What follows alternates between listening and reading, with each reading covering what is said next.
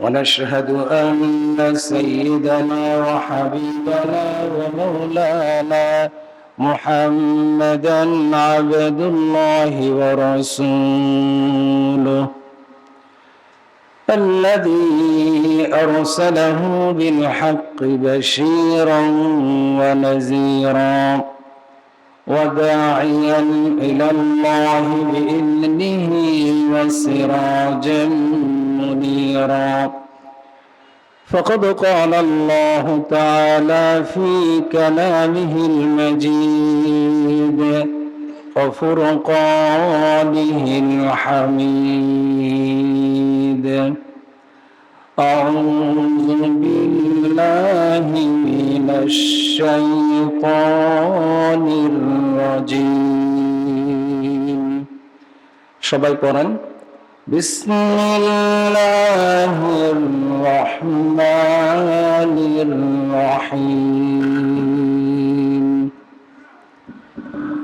وإذ قال ربك للملائكة إني جاعل في الأرض خليفة قالوا أتجعل من يفسد فيها ويسفك الدماء ونحن نسبح بحمدك ونقدس لك قال إني أعلم ما لا تعلمون.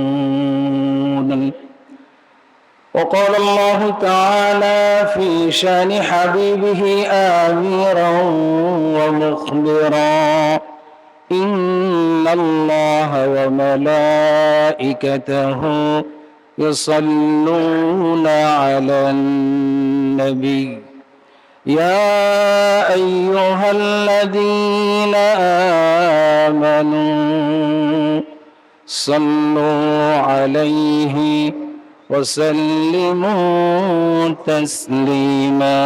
اللهم صل على محمد وعلى آل محمد كما صليت على إبراهيم وعلى آل إبراهيم إنك حميد مجيد.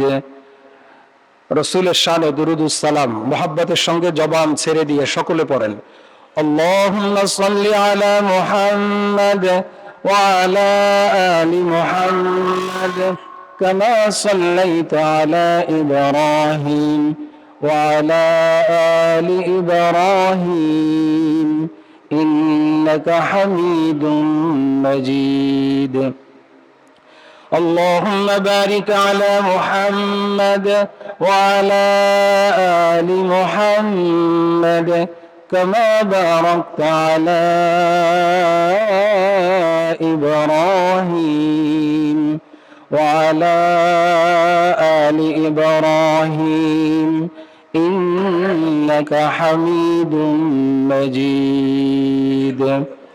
بلغ العلا بكماله كشف الدجى بجماله حسنت جميع خصاله صلوا عليه وآله.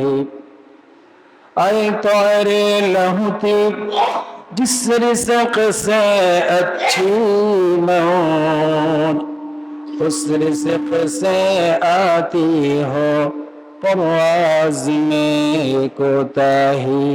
बलगल उला बिकमालिही कशफ़त दुजा बिजमालिही हसनत जमीअ ख़सालिही सल्लु अलैहि व आलिही. ये तेरी मेराज थी कि तू लौहो कलम तक पहुँचा और मेरी मेराज है کہ میں تیرے قدم تک پہنچا بلغ العلا بکمالہ کشف الدجا بجمالہ حسنت جميع خصاله صلوا عليه وآله নিউটাউন কেন্দ্রীয় জামে মসজিদে আগত আজকের পবিত্র জুমাবারে জুমার নামাজের উদ্দেশ্যে সম্মানিত এলাকাবাসী, দিলদার, ইমানদার, মুসল্লিনে কিরাম, আমি আপনাদেরকে আবারও আমার সালাম জানাচ্ছি। আসসালামু আলাইকুম ওয়া রাহমাতুল্লাহি ওয়া বারাকাতুহু। আমরা আল্লাহ রাব্বুল আলামিনের দরবারে অন্তরের অন্তঃস্থল থেকে মুহাব্বতের সঙ্গে জোরে সোরে আওয়াজ করে মালিকের শুকরিয়া আদায় করে সকলেই পড়ি আলহামদুলিল্লাহ। মালিক যদি আমাদেরকে বাছাই করে মসজিদে আসার তৌফিক না দিতেন, আমরা কি আসতে পারতাম? সব কাজের তৌফিক ক্ষমতা কে দেন? আল্লাহ পাক দেন। সুতরাং সপ্তাহের শ্রেষ্ঠতম দিন আজকের এই জুমাবার, যেই জুমাবার সম্পর্কে হাদিস শরীফে আসছে যে আমাদের আদি পিতা আদম আলাইহিস সালামকে আল্লাহ রাব্বুল আলামিন এই জুমাবারে সৃষ্টি করেছেন। এরপরে এই জুমাবারেই আল্লাহ পাক তাকে জান্নাতে প্রবেশ করিয়েছেন। আবার এই জুমাবারেই তাকে জান্নাত থেকে পৃথিবীতে পাঠিয়েছেন। এই জুমাবারেই তার মৃত্যু হবে এবং জুমাবারে কিয়ামত হবে। এতগুলি বরকতপূর্ণ দিন হচ্ছে এই জুমার দিন। সেই জুমার দিনে আল্লাহ রাব্বুল আলামিন আমাদেরকে তার ঘর মসজিদে আসার তৌফিক দিয়েছেন। এজন্য সকলে অন্তর থেকে জোরে সোরে বলি না আলহামদুলিল্লাহ।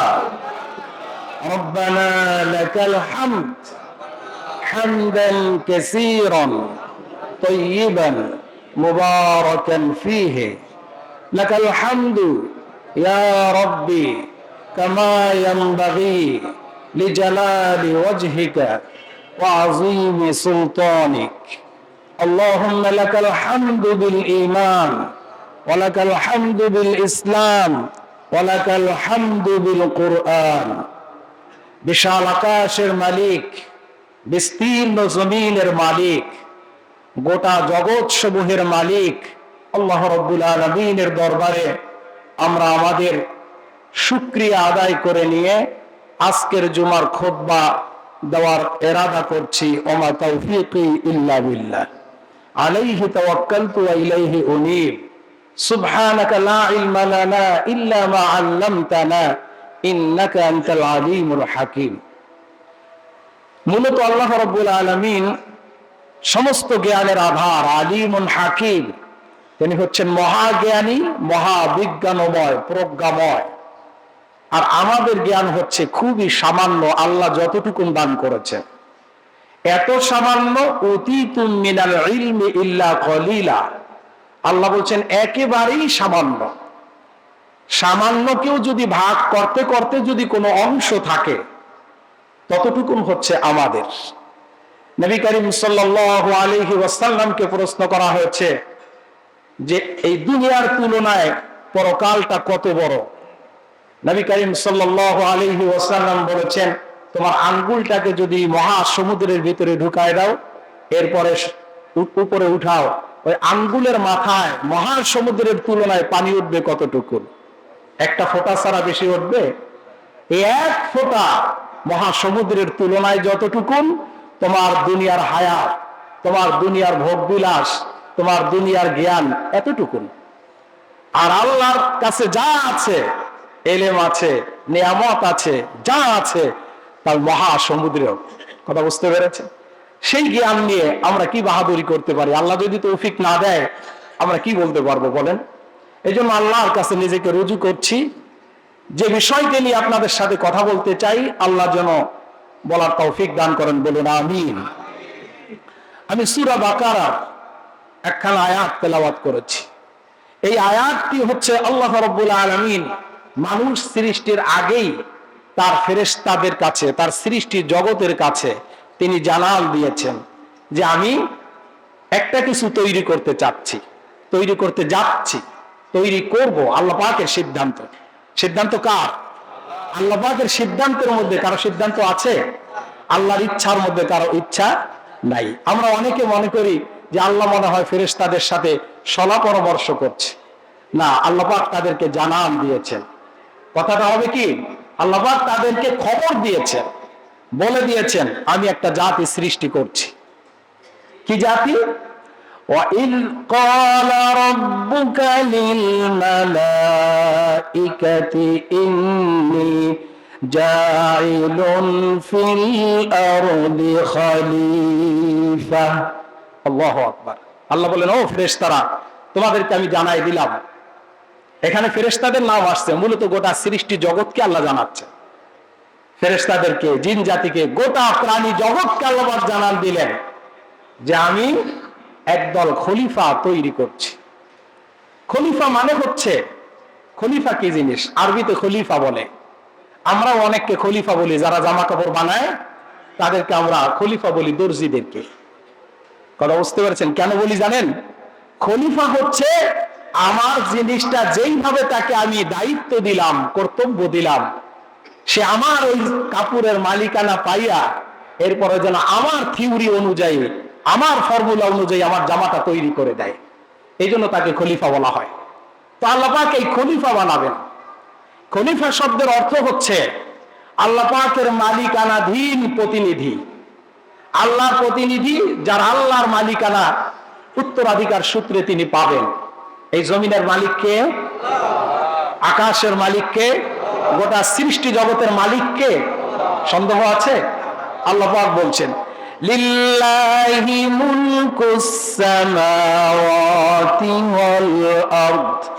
এই আকাশ সমূহ এবং জমিন সবকিছুর মালিক কে? আল্লাহ পাক। কেন মালিক? প্রশ্ন করতে পারি, আল্লাহ তুমি কেন মালিক?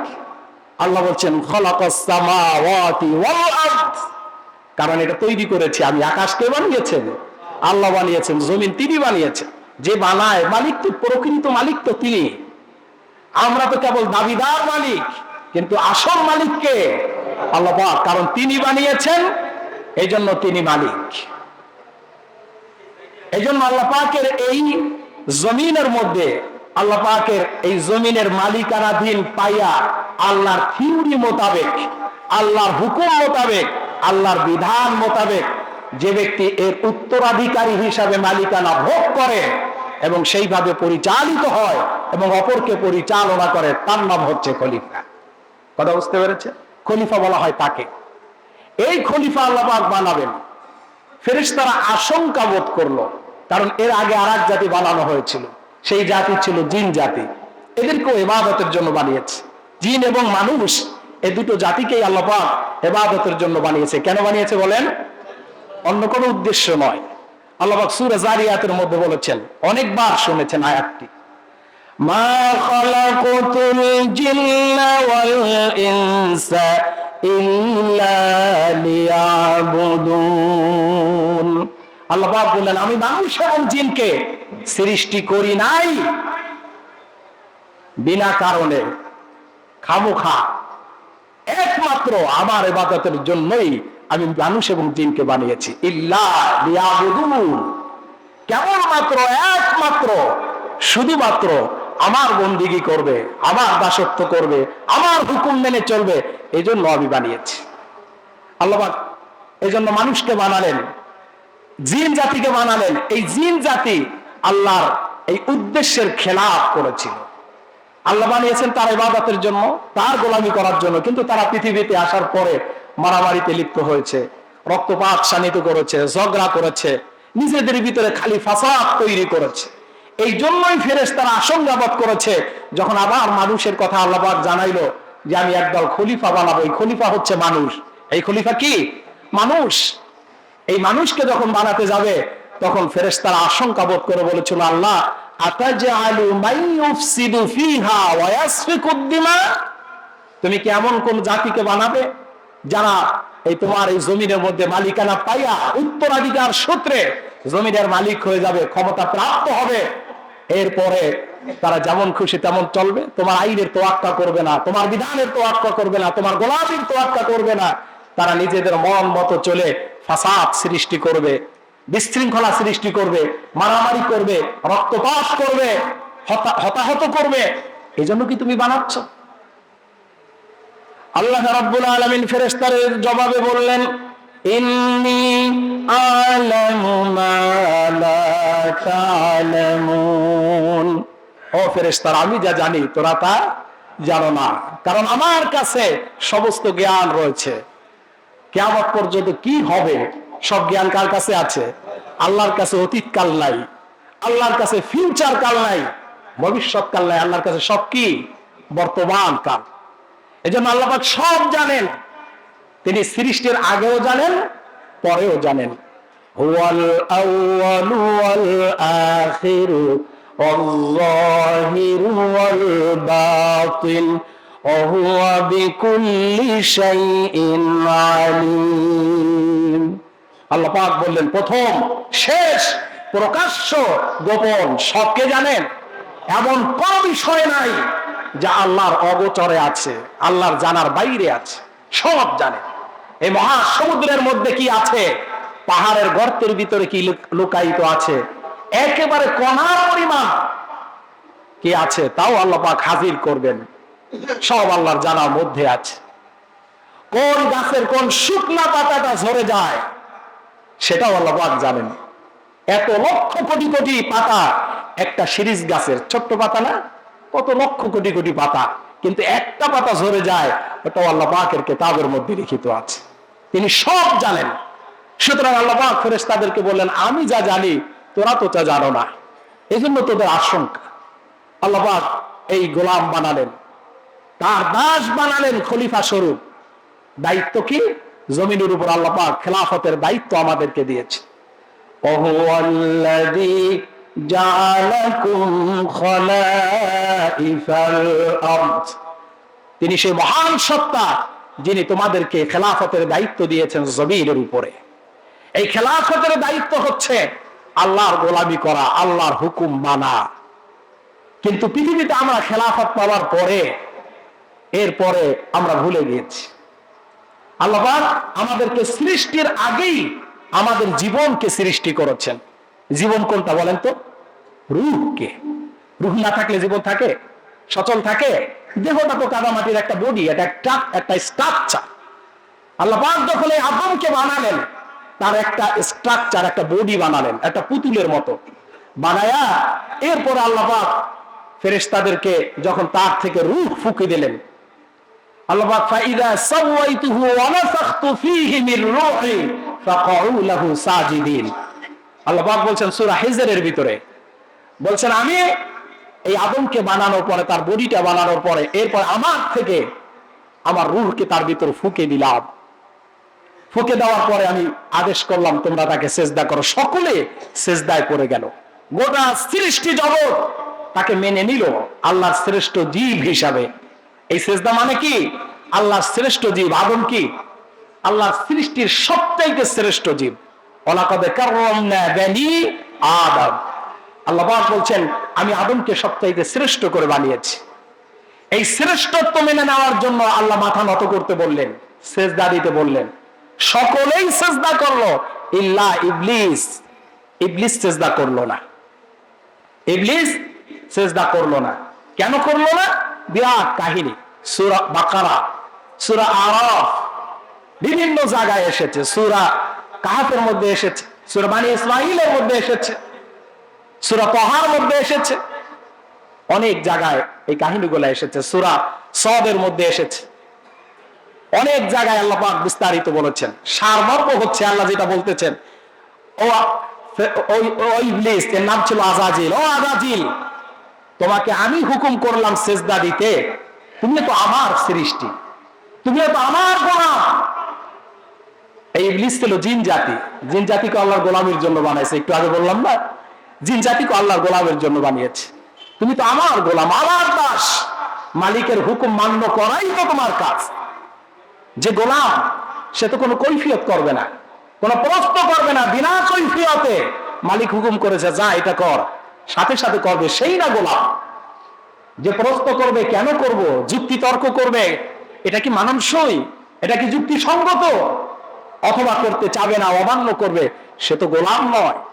একদিকে সে বেয়াদব, আর একদিকে সে অহংকারী, আর একদিকে সে অমান্যকারী, সে গোলাম হতে পারে না। এই জন্য আল্লাহ রাব্বুল আলামিন ইবলিসকে বললেন, ও ইবলিস, তোকে আমি সিজদা করতে বললাম, তুই সিজদা করলি না কেন? কোন জিনিস তোকে বাধা দিল? ইবলিস জবাব দিল, আনা খায়রুম মিনহু খলাকতানি মিন নার ওয়া খলাকতাহু মিন তিন। আমি হচ্ছি আগুনের তৈরি, তুমি আমাকে বানিয়েছো। আল্লাহকে কিন্তু সে রব হিসাবে স্বীকার করে। কথা বুঝতে পেরেছেন? ইবলিস কিন্তু আল্লাহকে রব হিসাবে স্বীকার করে, তার মালিক এটা স্বীকার করে। মালিক স্বীকার করেই অমান্য হয়েছে, অবাধ্য হয়েছে, বিরুদ্ধাচারণ করেছে। এখানে শিক্ষার অনেকগুলি বিষয় আছে, ঘটনা শুনতে হবে, শিক্ষা বাইর করতে হবে। মালিককে স্বীকার করে নিয়ে বলতেছে, হ মালিক, তুমি আমাকে আগুন দ্বারা বানাইছো, আর ওকে বানাইছো, আদমকে বানাইছো মাটি দিয়া। মাটির চাইতে তো আগুন শ্রেষ্ঠ, কাদা মাটি দিয়ে, তাও মাটি, কাদা মাটি দিয়ে বানাইছো, কাদা মাটির খাবির দিয়ে বানাইছো, সুতরাং তার চাইতে আমি শ্রেষ্ঠ। কিন্তু ওর কাছে তো এই জ্ঞান নাই যে মাটি, আগুনের চাইতে মাটির শ্রেষ্ঠত্বের গুণ অনেক বেশি, যেটা আল্লাহর জানা আছে। কথা বুঝতে পেরেছে? মাটির ভিতরে আছে উৎপাদন শক্তি, মাটির ভিতরে সমস্ত ভিটামিন, মাটির ভিতরে ক্যালসিয়াম, মাটির ভিতরে আয়োডিন, মাটির ভিতরে ফসফরাস, কি নাই মাটির ভিতরে? এই মাটি দিয়েই তো আমাদের সমস্ত ফলন উৎপাদন করা হয়। পৃথিবীর সমস্ত প্রাণীর খাদ্য উৎপাদন হয় মাটি দ্বারা। এবং এই মাটির রং করেছেন সবুজ, গুল্ম, লতা, বৃক্ষ দিয়ে আল্লাহ পাক ভরে ফেলেছে। সুন্দর বাগান করেছেন মাটির ভিতরে। মাটি তো সৃষ্টিশীল, মাটি তো উপভোগ্য, আর আগুন হচ্ছে ধ্বংসশীল। আগুন কি করে? পোড়াইয়া ধ্বংস করে দেয়। আগুনের কাজ হচ্ছে নষ্ট করে দেওয়া, ধ্বংস করে দেওয়া। এই জন্য আগুনকে আল্লাহ পাক জাহান্নামের খোরাক বানিয়েছেন, আর মাটিকে বানিয়েছেন জান্নাতের পরিবেশ, জান্নাতের উদ্যান। উদ্যানে মাটি লাগে না? উদ্যান গাছপালা দিয়া, তরুলতা দিয়া সুন্দরভাবে সাজাবেন আল্লাহ পাক জান্নাতকে। এই জন্য মাটি থাকবে জান্নাতে, জান্নাতের খোরাক বানালেন, আর আগুনকে বানালেন জাহান্নামের খোরাক। অথচ ইবলিসের তো এই জ্ঞান নাই, ইবলিসকে তো আল্লাহ পাক জ্ঞান দান করেননি, এইটা দাবি করলো। আল্লাহ রাব্বুল আলামিন তখন বললেন, এই যদি হয় তোর অবস্থা, তাহলে তুই আবার এখান থেকে বের হয়ে যা, এখান থেকে বের হয়ে যা। কেন আমি শ্রেষ্ঠ বানালাম মানুষকে? এখানে সূরা বাকারার পরবর্তী আয়াতগুলোতে আছে, ও যখন এই তর্ক করতেছিল, আল্লাহ পাক জ্ঞানের ভান্ডার, সব কিছুর জ্ঞান ফেরেশতাদের সামনে তুলে ধরলো। বল, এগুলি বল, পড়ে যা। তারা বলতে পারলো না। আদমের সামনে আল্লাহ পাক এগুলি ধরলেন। আল্লাহ আদমকে জ্ঞান আগেই দান করেছেন, বলেন সুবহানাল্লাহ। আদম সব বলে দিল। আল্লাহ পাক ওর সাথে এগুলি যুক্তি তর্ক হচ্ছে, প্রমাণ হচ্ছে, তুই যে শ্রেষ্ঠ দাবি করো, আসলে শ্রেষ্ঠকে দেখ। জ্ঞানের দিক থেকে মানুষ শ্রেষ্ঠ, সৃষ্টির দিক থেকে শ্রেষ্ঠ না। আবার তোর ধারণা আগুন মাটির চাইতে মূল্যবান, আসলে আগুন কোনো মূল্যবান না। কিন্তু মূলত এই আগুনের সৃষ্টি হওয়ার কারণে তার ভিতরে ছিল ফাখার, তার ভিতরে ছিল তাকাব্বুরি, অহংকার। এই অহংকার করলো। যখন সেজদা করতে বললো, সবাই সেজদা করলো, ফাসাজাদু, সকলেই সেজদা করলো, ইল্লা ইবলিস। কিন্তু ইবলিস সেজদা করলো না। কেন করলো না? আল্লাহ পাক জানাচ্ছেন, আবা ওয়াস্তাকবার, সে অস্বীকার করলো, আমার সৃষ্টিকে মেনে নিতে পারলো না। তার ভিতরে অহংকার জন্ম নিল। এই অহংকার জন্ম নেওয়ার আরো একটি কারণ মুফাসসিরিন ইকরামরা বলেছেন, সেই কারণটা হচ্ছে এই ইবলিস জিন জাতির ভিতরে সবচাইতে বড় আবেদ ছিল। এই কারণে জিন জাতি যখন সন্ত্রাস, মারামারি, কাটাকাটিতে লিপ্ত হলো, আল্লাহ তাদেরকে জমিন থেকে ফেরেশতা দল পাঠিয়ে তাদেরকে গুহার মধ্যে, বিভিন্ন সমুদ্রের গুহার মধ্যে তাদেরকে নিক্ষেপ করলেন, আর তাদের ভিতর থেকে ইবলিসকে ধরে আকাশে উঠায় নিলেন। কারণ জিনের ভিতরে ইবলিস ছিল সবচেয়ে বড় আবেদ। জমিনের ভিতরে এবং আসমানে উঠায় নেওয়ার পরে আসমান সমুদ্রে এমন একটা জায়গা নাই যেখানে সে সিজদা দেয় নাই। আল্লাহ প্রশংসা, আল্লাহ তাসবিহ, আল্লাহ সেজদারত সব সময় থাকতো। এই জন্য আল্লাহ পাক তাকে আকাশে উঠা নিয়ে ফেরেশতাদের কাতারে ভিড়ায় দিলেন, ফেরেশতাদের সাথে তাকে থাকতে দিলেন, তাকে জিন জাতির ভিতরে সবচেয়ে বড় জ্ঞানী করলেন, যার কারণে ফেরেশতাদের ভিতরে তিনি দার্স দিতেন, ওয়াজ করতেন, নসিহত করতেন। মুআল্লিমুল মালাইকা, এই মর্যাদায় তাকে উঠাই দিলেন ফেরেশতাদের শিক্ষক হিসাবে। কিন্তু এই ফেরেশতার এগুলি ছিল তার অহংকার। এটা একটা কারণ যে আমি ফেরেশতাদের শিক্ষক, আমি এত বছর সেজদা করেছি, এত তাসবিহ তাহলিল করেছি, এত সেজদা দিয়েছি, আল্লাহর বন্দেগী করেছি, আর এখন আল্লাহ একটা বানাই বলবে আমাকে সেজদা কর, এটা মেনে নেওয়া যায়? আমাদের সমাজে অনেকে আছেন এই ধরনের, যে আমি সারা জীবন গোলামি করলাম, মালিক যদি বিদেশ থেকে সফর করে এসে, মনে করেন সিঙ্গাপুর থেকে আসছে, বড় মনে গেছিল মালদ্বীপ, নেপাল, ওখান থেকে তার শখের সুন্দর একটা জিনিস নিয়ে আসছে, বাড়িতে এসে তার চাকর বাকরকে, খাদেমদেরকে, গোলামদেরকে বলছে এটাকে সুন্দর করে যত্ন করে সাজায় রাখো, কোন জায়গায় রাখবা, কিভাবে রাখবা, সে ডিরেকশন দিয়ে দিল, দিয়ে এরপর বললো এভাবে বানায় রাখো। এখন গোলামেরা যদি সুন্দরভাবে মালিকের এই সুন্দর শখের জিনিসটাকে সেইভাবে মালিকের নিয়ম মাফিক, কথা মাফিক, ডিরেকশন মাফিক যদি সুন্দরভাবে যত্ন করে রাখে, তবেই রে গোলাম। আর যদি বলে না আমরা এত বছর গোলামি করি, আমাদের কি একটু যত্ন টত্ন করে না, আমাদেরকে তেমন কিছু মূল্যায়ন করে না, কোথা থেকে একটা ধরে নিয়ে আসে আমাদেরকে দিয়ে তারা যত্ন করতে বলে, এটা কি মেনে নেওয়া যায়? আসলে আমাদের ভিতরে এই কালচারটা, এই কালচার ইবলিসের কালচার, এই চরিত্রটা হচ্ছে ইবলিসের চরিত্র। মালিক আর গোলামের সম্পর্ক হচ্ছে আসলিম। আল্লাহ বলছে সারেন্ডার করবে, আমার হুকুম মেনে নিবে, কোনো কৈফিয়ত নাই। দেখেন না ইব্রাহিম আলাইহিস সালাম, গোলাম কাকে বলে? ইব্রাহিম আলাইহিস সালামকে আল্লাহ পাক নবী করে বানালেন। নবী তো আল্লাহর হুকুমের বাইরে একটা কদমও চলে না, চলে নাকি? নবীদেরকে পরিচালিতই করেন আল্লাহ পাক।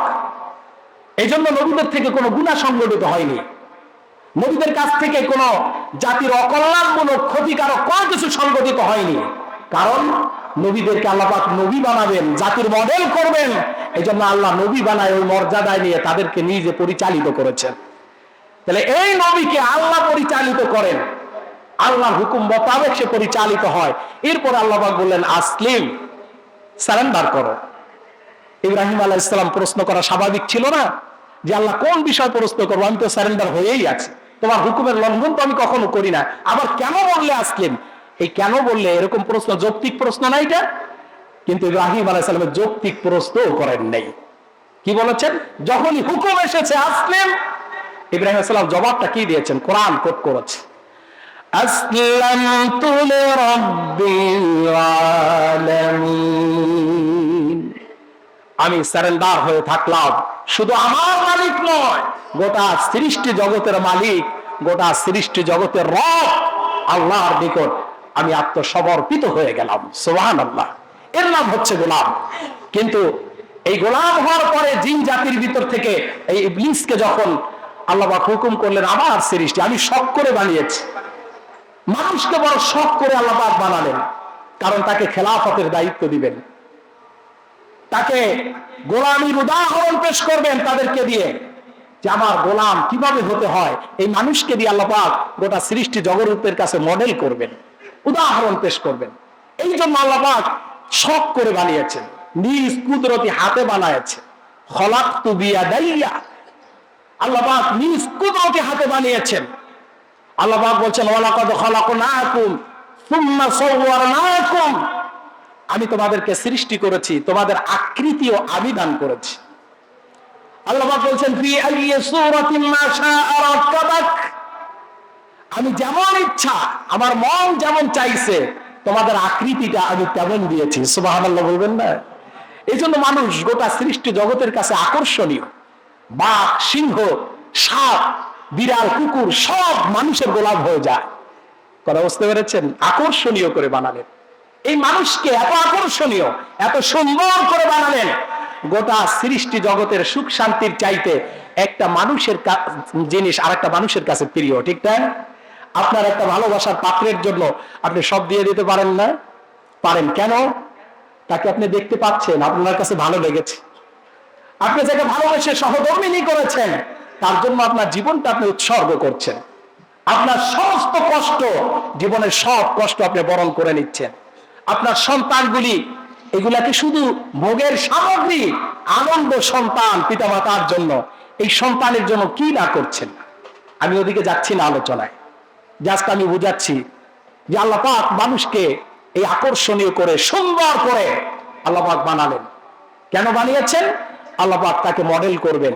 সেই মানুষকে আল্লাহর সবচাইতে শখের, ভালোবাসার, আল্লাহর সবচাইতে সুন্দর মনোনীত প্রাণী এই মানুষ বানায়া, এই মর্যাদাশীল মানুষ বানায়া আল্লাহ পাক বললেন তোমরা সকলে এটা মেনে নাও, সেজদা করো। সকলেই মেনে নিল, কারণ আমার মালিকের সৃষ্টি, আমার মালিকের হুকুম, আমার মালিক বলেছেন, কোনো কৈফিয়ত নাই, অতএব আমি সেজদা করব। সকলে সেজদা করেছে, ইল্লা ইবলিস। ইবলিস তিনি সবচাইতে বড় আবেদ, সবচাইতে বড় সেজদাকারী, কিন্তু এরপরও মেনে নিতে পারে নাই, কারণ তার ভিতরে এটা ফাখর হয়েছে, অহংকার জন্ম নিয়েছে। এই জন্য সে আল্লাহর সাথে যুক্তি তর্কে লিপ্ত হয়েছে। সূরা বনী ইসরাঈলের ভিতরে কিভাবে যুক্তি তর্ক করে দেখেন। আল্লাহ পাক যখন বললেন ওয়া ইয কুল্লা লিল মালাইকাতি ইসজুদু লিআদম, তখন সকলে সেজদা করলো, কিন্তু ইবলিস আল্লাহর সাথে তর্ক করছে। কিভাবে? ক্বালা আসজুদু লিমান খালাকতা তিনা। তুমি প্রশ্নবোধক, তর্কটা কি? তুমি যাকে মাটি দিয়ে বানালে তাকে কি আমি সেজদা করব? বলেন না, নাউযুবিল্লাহি মিন যালিক। এই ছিল শয়তানের কথা। শুধু তাই নয়, এরপরের আয়াতে সে বলছে আরাআইতাকা হাযাল্লাযী কাররামতা আলাইয়া লাইন আখখারতানি ইলা ইয়াউমিল কিয়ামাতি লাআহতানিকান্না যুররিয়াতাহু ইল্লা কলিলা। এরপরে শয়তান আর কঠিন কথা আল্লাহকে বললেন, আল্লাহর সিদ্ধান্তের উপরে হস্তক্ষেপ করেছেন, আল্লাহর সিদ্ধান্তকে মেনে নিতে পারেন নাই। কথা বুঝতে পেরেছেন? ভালো করে বুঝে নিবেন। আল্লাহর সিদ্ধান্ত, আল্লাহ আদমকে শ্রেষ্ঠ করে বানাবেন, মানুষকে শ্রেষ্ঠ করে বানাবেন, মানুষকে সৃষ্ট জগতের ভিতরে মর্যাদাশীল করে বানাবেন, মানুষকে সবচাইতে সুন্দর আকৃতি করে বানাবেন, মানুষকে সকলকে দিয়ে বরণ করাবেন। কিন্তু সে বলতেছে আল্লাহর এই সিদ্ধান্ত মেনে নিতে পারে নাই। সে বলতে আরাআইতাকা হাযাল্লাযী কাররামতা আলাই, আমি কি তাকে সেজদা করব? তুমি কি লক্ষ্য করে দেখো নাই তাকে তুমি আমার উপরে শ্রেষ্ঠত্ব দান করেছো? আমি তোমার এত গোলামি করলাম, এত সেজদা দিলাম, তোমাকে এত সেজদা দিলাম, তোমার গোলামি তাসবিহ তাহলিল করলাম, তুমি আমার উপরে তাকে শ্রেষ্ঠত্ব দিলে, তাকে সম্মানিত করলে, তাকে মর্যাদাবান করলে, এটা কি মেনে নেওয়া যায়? এই কথা বলেছিল শয়তান। সুতরাং শয়তান সেদিন শপথ করেছিল যে তুমি যদি আমাকে কিয়ামত পর্যন্ত, দেখেন আবার ক্ষমতা চায় আল্লাহর কাছে। ক্ষমতা কার কাছে চায়? আল্লাহর কাছে। কাল্লা আহতানিকান্না যুররিয়াতাহু ইল্লা কলিলা, যদি তুমি আমাকে কিয়ামত পর্যন্ত সময় দাও, আমাকে যদি তুমি সময় দাও, আমি শপথ করছি, লানে তাকিদ যোগ করে বলতেছে, আমি শপথ করছি। অন্য জায়গা বলছে ফাবিইজ্জাতিকা লাউগওয়িয়ান্নাহুম আজমাইন। সূরা নাহলের ভিতরে আছে কত কথা। সে শপথ করে বলতেছে আমি এমন ভাবে তোমার এই আদম সন্তানের উপরে বদলা নিব, প্রতিশোধ নিব, যে তুমি এই আদম সন্তানের অধিক সংখ্যককে, তার বংশধরদের, যুররিয়াতাহু, তার বংশধর আমরা। কারা? আদমের বংশধর কারা? আমরা। আমাদের আদি পিতা কে? আমাদের আদিমাতা কে? তার বংশধর আমরা। সুতরাং এই তোমার আদম বংশধরকে তুমি পাবে না, সামান্য কিঞ্চিত পরিমাণ ব্যতীত পাবে না তোমার বান্দা হিসাবে। কথা বুঝতে পেরেছেন? এটা শয়তানের শপথ ছিল। শয়তান আল্লাহর ইজ্জতের কসম করে বলতেছে ফাবিইজ্জাতিক লাউগওয়িয়ান্নাহুম আজমাইন, আমি তাদের অধিক সংখ্যক আদম সন্তানদেরকে জাহান্নামে জবা করব, তোমার অকৃতজ্ঞ বানায় দেব।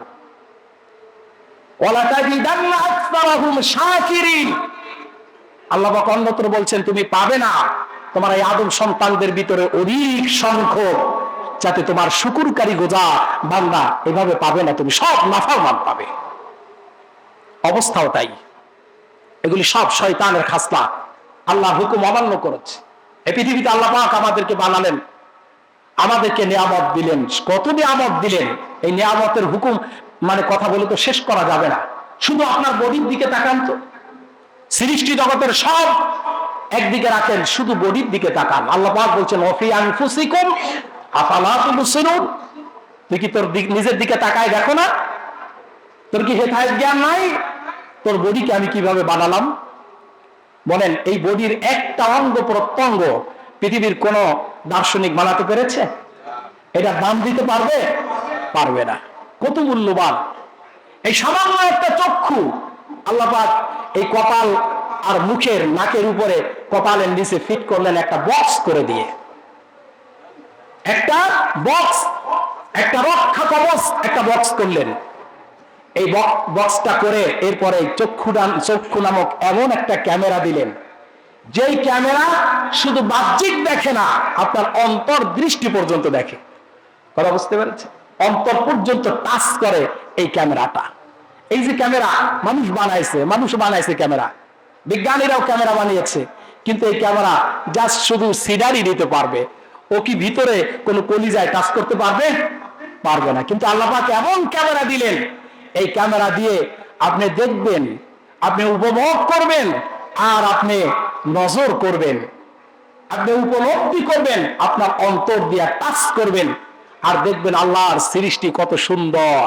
তার সৃষ্টি জগতের ভিতরে কোনো ভুল নাই। আল্লাহ সূরা মুলকের ভিতর বলেছেন, তাকান আমার সৃষ্টি জগতের দিকে, তাকায় দেখ না আমার সৃষ্টির ভিতরে কোনো ভুল খুঁজে পাও কিনা। ফারজিল বাসার, তোর দৃষ্টি তোর দিকে ব্যাক করবে। আল্লাহ বলেন আবার তাকা, সুম্মারজিল বাসার, আবার তাকা, আবার তোর দৃষ্টি ব্যাক করবে।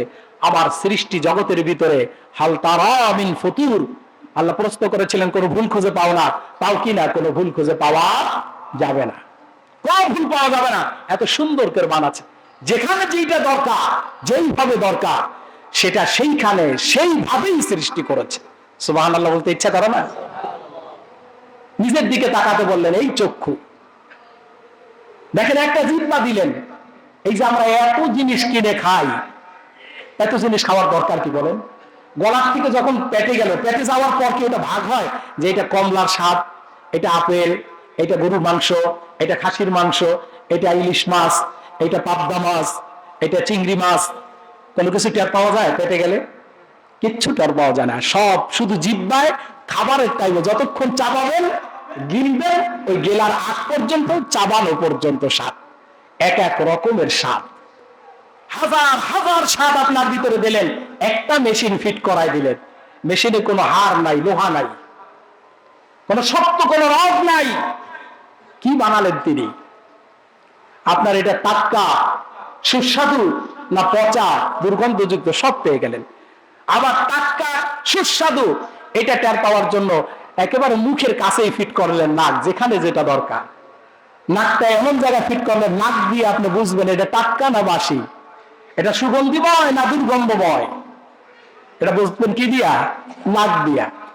এই নাক দিয়া বোঝার জন্য নাকটা পিঠের পিছনে দেয় নাই, দেশে এমন জায়গায় আপনার খাবার খাওয়ার জন্য নাক দরকার, এটা জাস্টিফাই করার জন্য। সুস্বাদু, দুর্গন্ধ, পচা, গান্দা না টাটকা, এটা বিবেচনা করার জন্য আপনার নাক দরকার। নাকটা একেবারে মুখের নিকটে ফিট করে দিলেন।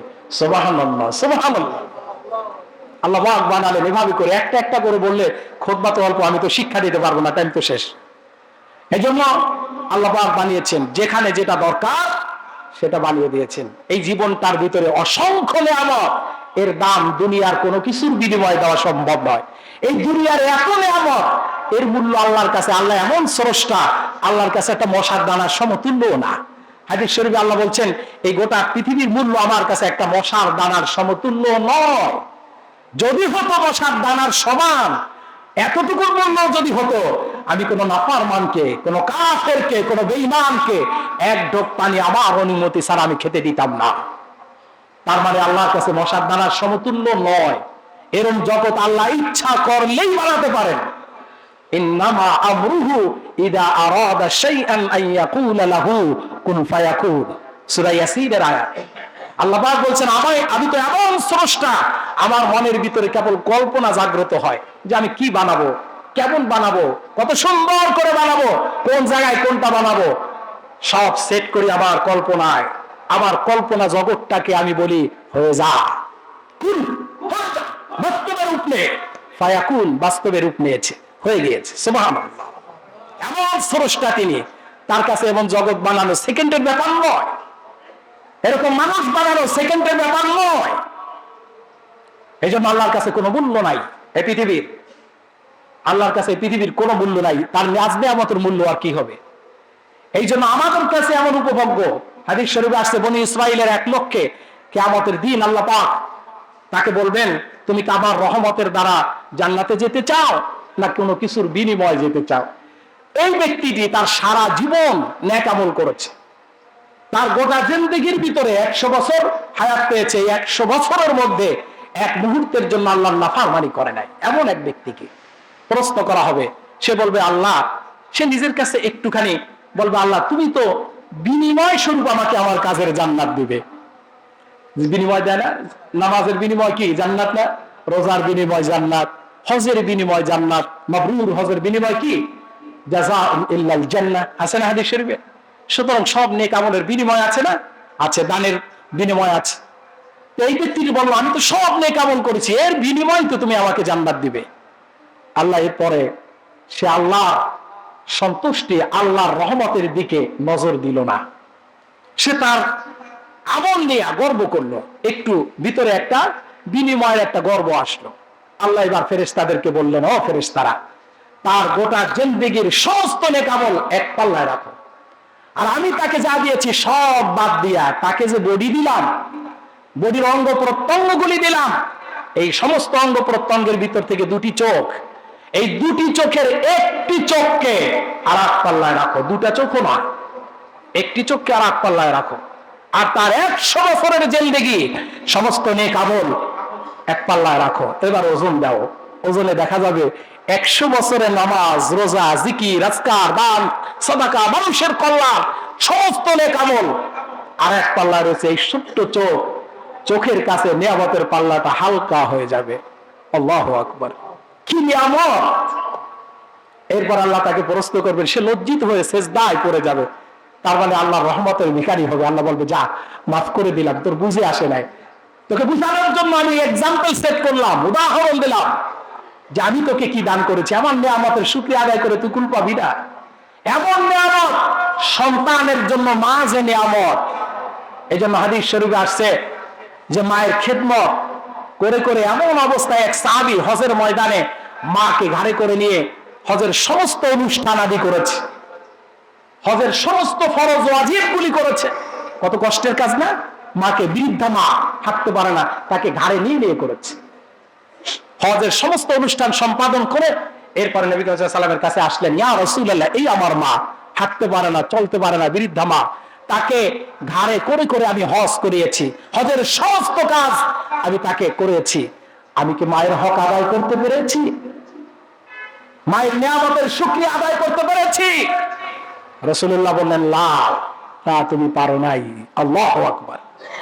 বিশ্ব নবী বললেন, তুমি কি তোমার গায়ের চামড়া দিয়ে মায়ের পায়ের জুতা বানায় দাও, মা যে তোমাকে শিশুকালে দুধ পান করিয়েছে, এক ফোঁটা দুধের হক আদায় হবে না। কি নিয়ামত! আল্লাহর নিয়ামত যদি চিন্তা করেন আপনি তো বেহুশ হয়ে যাবেন, হুঁশ হারিয়ে ফেলবেন। কেমনে দুনিয়ার ধান্দা আসে, দুনিয়া নিয়ে আমরা মেতে আছি, কেমনে দুনিয়ার ধান্দা আসে? আল্লাহর নিয়ামতের দিকে তাকাও। এই জন্য আল্লাহ পাক বলেছেন, ইন্না ফি খালকিস সামাওয়াতি ওয়াল আরদ ওয়া ইখতিলাফিল লাইলি ওয়ান নাহার লাআয়াতিল উলিল আলবাব। আমার জগৎ সমূহের মধ্যে, রাত এবং দিনের মধ্যে, রাত দিন কিভাবে পরিবর্তন ঘটাই, সূর্য উঠাই আবার সূর্যকে অস্তমিত করি, রাত আনি আবার অন্ধকার দূর করে দিয়ে সূর্যের মাধ্যমে দিন দিয়ে আসি, এগুলি লক্ষ্য করো না কার হুকুমে চলে? কেমন নিয়ামত! একটা সূর্য দিয়া রাতের গভীর অন্ধকার ভেদ করে দিয়ে গোটা পৃথিবীটাকে এমন আলোকময় করে দিলাম। এই পৃথিবীতে লক্ষ কোটি কোটি, সহস্র কোটি কোটি, ট্রিলিয়ন বিলিয়ন কোটি কোটি তোমরা বাতি বানিয়েছো, আলো বানিয়েছো, একসাথে পৃথিবীতে রাত্রেবেলা জ্বালাও, কিন্তু এরপরও ওই লাইটের আবদালে গেলেই তো অন্ধকার। তোমার শক্তি, তোমাদের শক্তির দিকে তাকাও না। আর আমি যে চন্দ্রটা বানালাম, একটা স্নিগ্ধময় মিষ্টি সামান্য মিটমিটি একটা ডিম লাইট তৈরি করে দিলাম রাতের অন্ধকারে, সেও সারা পৃথিবীটাকে দোস্তাময় করে দিচ্ছে। এমন সূর্য বানালাম যে সূর্য গোটা পৃথিবীটাকে আলোকময় করে দিল। তোমার কর্মক্ষেত্রে তুমি সব দেখতে পেলে, এগুলি দেখো না? ইন্না ফি খালকিস সামাওয়াতি ওয়াল আরদ ওয়া ইখতিলাফিল লাইলি ওয়ান নাহার লা আয়াতিল লিউলিল আলবাব। তুমি কি চিন্তা করো না? তোমাকে তো আমি আকল দিয়ে বানিয়েছি, তোমাকে তো আমি জ্ঞানবান জাতি হিসাবে সৃষ্টি করেছি। আদম সন্তানকে জ্ঞান দিয়েই তো আমি শ্রেষ্ঠ করলাম, বানালাম, গোটা সৃষ্টি জগতের কাছে শ্রেষ্ঠত্বের মডেল করলাম। তুমি জ্ঞানী হইয়া এমন নির্বোধ হও কেমনে? কথা বুঝতে পেরেছে? আল্লাহ পাককে শ্রেষ্ঠত্ব করে বানায়া এরপরে আল্লাহ পাক বললেন যে এই আদমকে আমি এইভাবে শ্রেষ্ঠত্ব দিয়ে বানাইছি, সবাই মেনে নাও। ইবলিস মানতে পারে নাই। অতএব ইবলিস কেন মানতে পারেনি? কারণ ইবলিসের ভিতরে ফাখর এসেছে। আমাদের সমাজেও এগুলি জন্ম নেয়। অনেকে আছি আমরা খুব সুফি ভাব করি।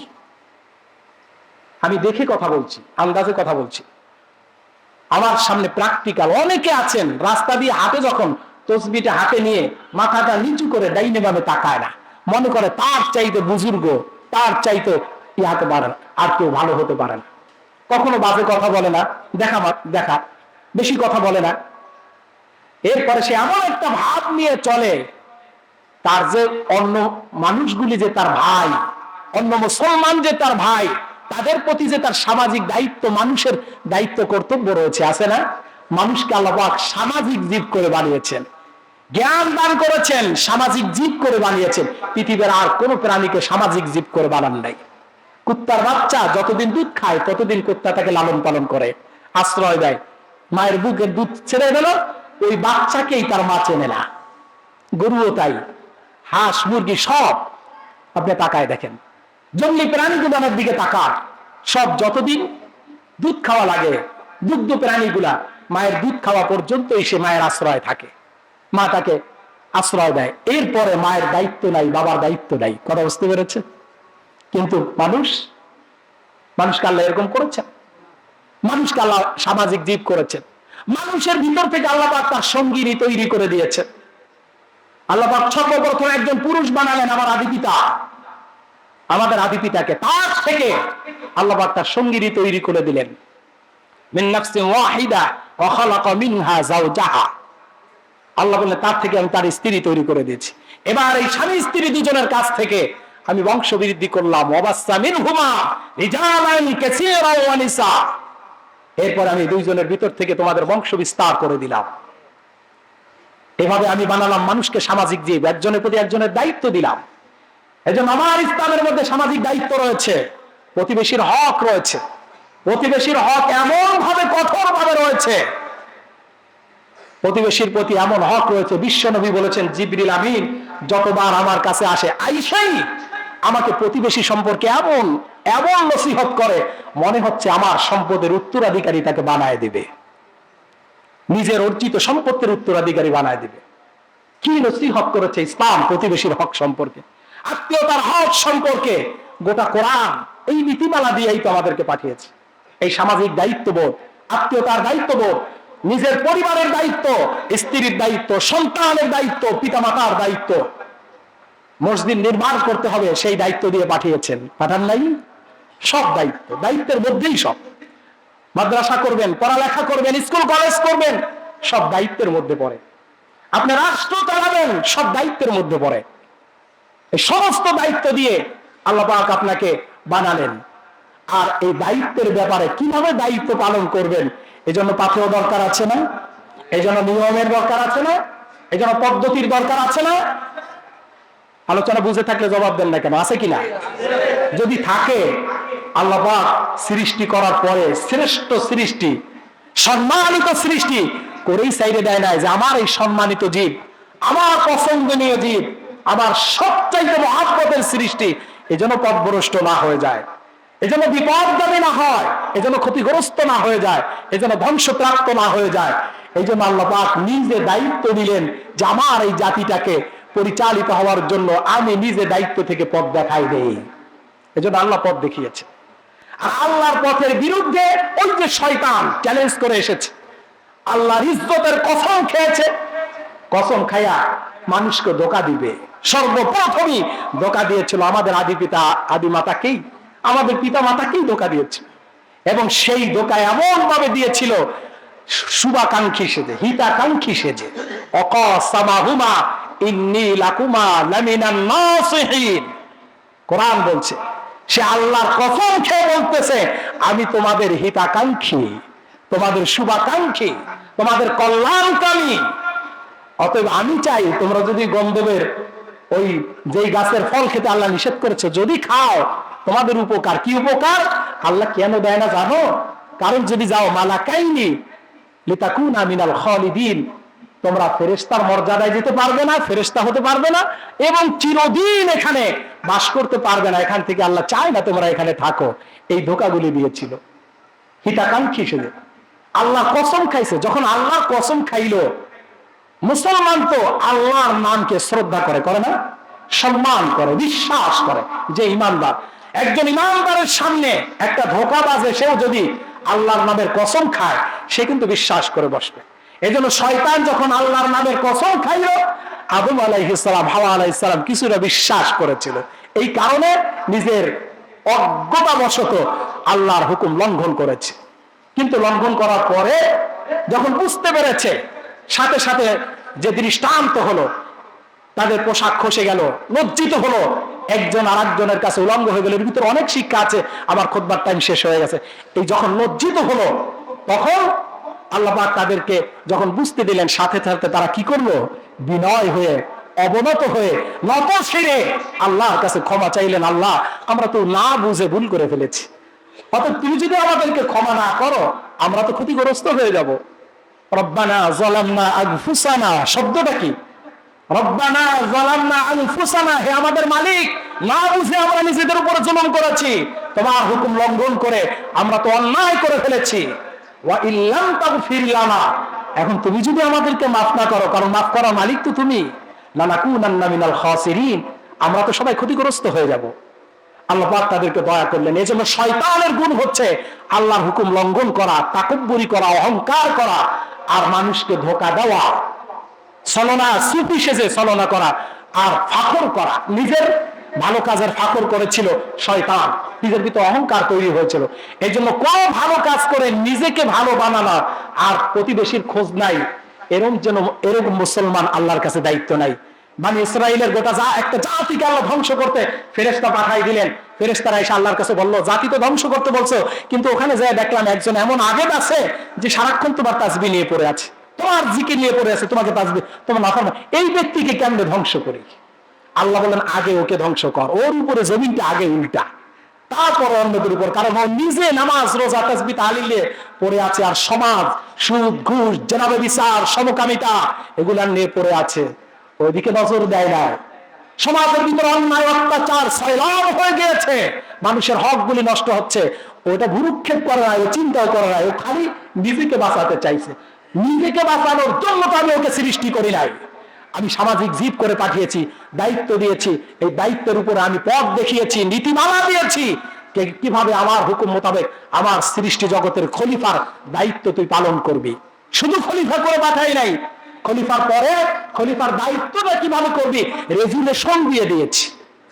রেজুলেশন, গাইড অফ বুক, আমি একটা থিওরি দিয়ে দিয়েছি। এই থিওরি অনুযায়ী আমার জমিনের প্রতিটি কাজ, প্রতিটি দায়িত্ব তুই ম্যানেজমেন্ট করবি, পরিচালনা করবি, ব্যবস্থাপনা করবি, এই জন্য তোকে পাঠিয়েছি। এটা করতে পারলেই আমরা আল্লাহর উদ্দেশ্য, যে উদ্দেশ্যের খলিফা আল্লাহ পাক আমাদেরকে বানালেন, সেই খলিফা আমরা হতে পারবো। নতুবা এই পৃথিবীতে আসা যাওয়ার মধ্যে আমাদের কোনো ফায়দা নাই। অহংকার করে, তাকব্বুরি করে, নিজে ভালো সাজার ভান করে আমরা সমাজ থেকে বিমুখ হওয়ার কোনো সুযোগ নাই। কথা বুঝতে পেরেছেন? সামাজিক জীব, দায়িত্বশীল জীব। আল্লাহ পাক আমাদেরকে দায়িত্ববান, আল্লাহর হুকুম মোতাবেক দায়িত্ববান হয়ে গোটা সমাজ, সকলের, প্রত্যেকের যার উপরে যতটুকু দায়িত্ব আল্লাহ দিয়েছেন, সবাইকে এক দায়িত্ব দেন নাই, দায়িত্ব ভাগ করে দিয়েছেন, সবাইকে সমান দেন নাই। লা ইউকাল্লিফুল্লাহু নাফসান ইল্লা উসআহা, আল্লাহ যাকে যতটুকু বোঝা বহন করার ক্ষমতা দিয়েছেন তার উপরে দায়িত্ব ততটুকু দিয়েছেন। সব দিয়ে আল্লাহ বললেন এই দায়িত্বের ব্যাপারে কিন্তু কুল্লুকুম রাঈন ওয়া কুল্লুকুম মাসউলুন আন রাইয়াতিহি, আমি কিন্তু জিজ্ঞাসা করবো কিয়ামতের দিন তোর দায়িত্ব তুই পালন করেছিস কিনা। আল্লাহ পাক আমাদেরকে বুঝে দায়িত্ববান আল্লাহর শ্রেষ্ঠ খলিফা হয়ে জীবনযাপন করার তৌফিক দান করুন। হাযা মা ইনদি ওয়াল ইলমু ইনদাল্লাহ আলাইহি তাওয়াক্কালতু ওয়া ইলাইহি উনীব। আসসালামু আলাইকুম ওয়া রাহমাতুল্লাহি ওয়া বারাকাতুহু। সকলে দাঁড়ায় সামনের দিকে আসেন, সামনে জায়গা আছে, এই যে বাম পাশে দেখা যাচ্ছে অনেক জায়গা আছে, সামনের দিকে চলে আসেন। যারা পিছনে